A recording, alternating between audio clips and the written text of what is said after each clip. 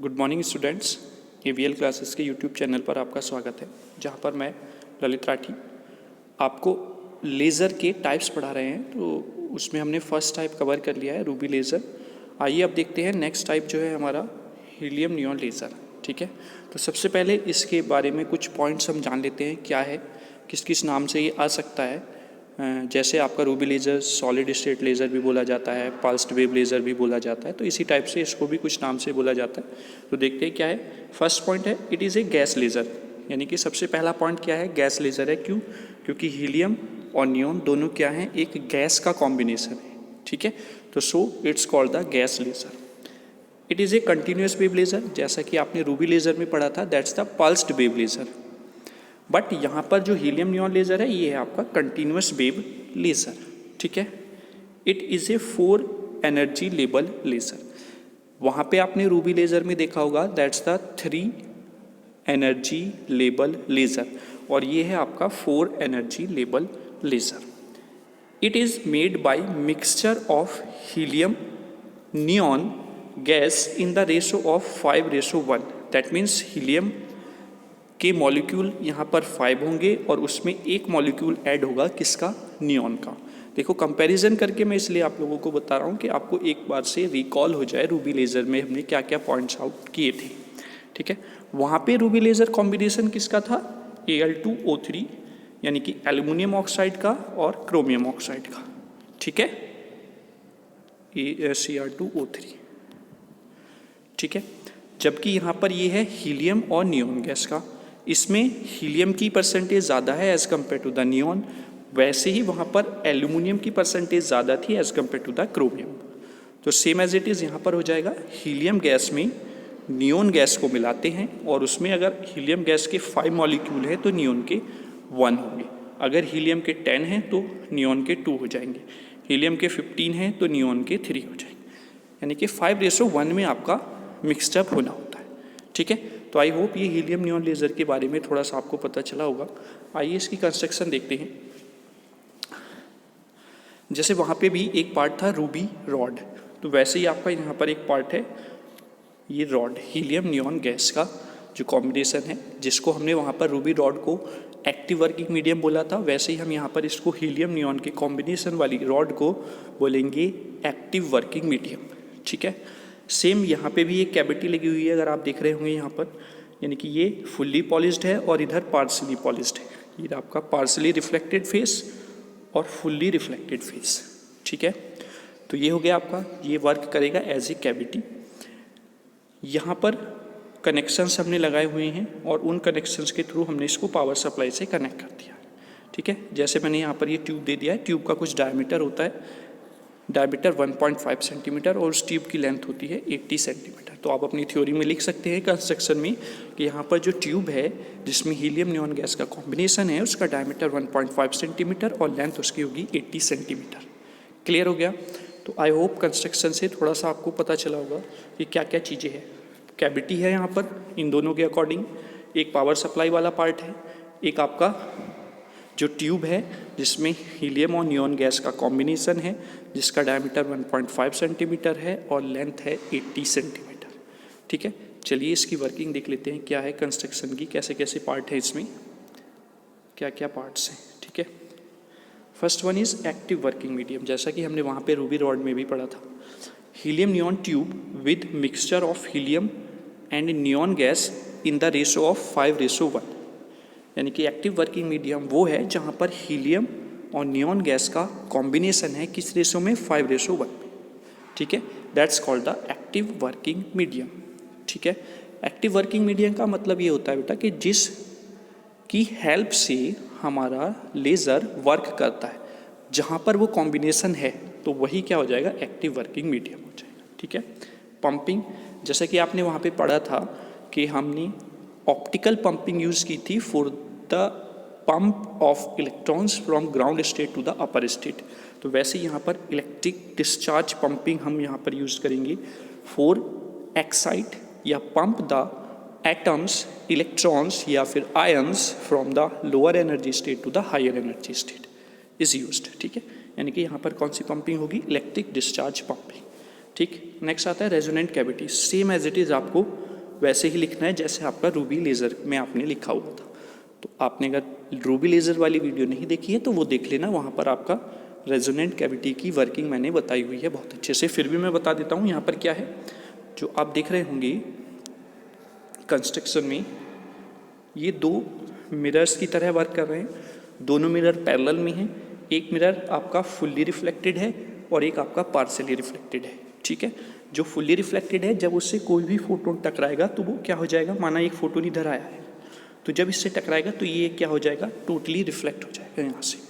जब यहाँ से फोटोन्स जा रहे हैं तो यहाँ पर अगर रिफ्लेक्टेड फेस पे टकराएगा तो वो क्या हो जाएगा, वापस हो जाएगा। और अगर पार्शियली जो पॉलिश स्पेस बचा हुआ है वहाँ से जाएगा तो वो निकल जाएगा, जैसे यहाँ पर ये निकले हुए, और आपको लेज़र बीम मिल जाएगी, ठीक है। तो ये हो जाएगी रेजोनेंट कैविटी। अब इसमें कूलिंग सिस्टम नहीं है। अगर आप देखेंगे वहाँ पर एक कूलिंग सिस्टम था, लेकिन यहाँ पर कूलिंग सिस्टम नहीं है क्योंकि यहाँ पर इलेक्ट्रिक डिस्चार्ज पंपिंग यूज़ हो रही है। तो उसमें इतना एनर्जी का लॉस नहीं होता है कि आपका ये helium neon laser heat up हो जाए। और जब हीट अप नहीं होगा तो we are not needing the cooling system. चलिए ठीक है, आगे देखते हैं वर्किंग में थोड़ा सा आपको जो आपने के प्लेलिस्ट में हमारे 4 लेवल लेज़र की वर्किंग है वो आप देखेंगे। बस उसमें थोड़ा सा स्लाइटली यहाँ पर चेंज है। क्यों? क्योंकि यहाँ पर दो आपको दिख रहे होंगे, एक ये पार्ट और एक ये पार्ट। अगर आप ध्यान से देखिए तो हीलियम ये है हीलियम के लिए और ये है नियॉन के लिए। ये ऐसा क्यों है?